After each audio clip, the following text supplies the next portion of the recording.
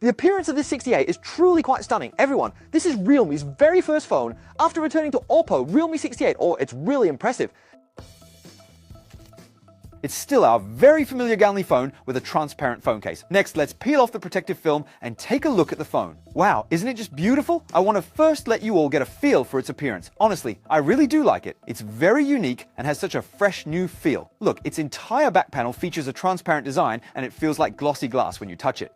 Let's look at the bottom half first. This area seems to be the battery with some tree-like patterns. And here you can see it's marked NFC with a coil next to it. See that? It also has a special texture and this area is dotted. There's a small English phrase printed here. We looked it up and it means dreams come true. The camera module is also very unique. Look, it's white and this 120 times indicates its maximum zoom range. What's interesting is when we look at it from the side. See?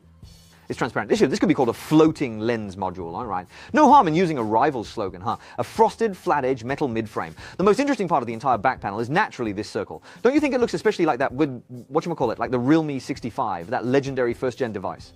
All right, so let's quickly light up the front screen. It's a Samsung Sky screen, 165 Hz, you know. What's particularly interesting is clicking on desktop personalization. There's an awakening halo here. What does that mean, you ask? Let's first scroll to the very bottom and turn on the always-on halo for you to experience. Flip it over and the light turns on.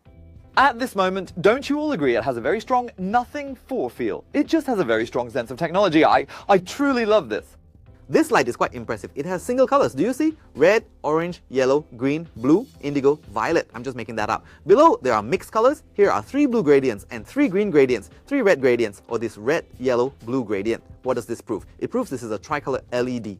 Of course, they also implemented many custom features. For example, this flip lucky color feature. Hey, what does this do? Let's turn off the always-on halo first. So look, if we turn off the phone screen and place it on the table, watch this light. It will first cycle around, then pick a color for you. Oh, today, my lucky color is purple. I think this is a feature with great emotional value. And this smart pop-up code is also very interesting. You just turn it and it faces the scanner, then it can scan your QR code and you can pay, right?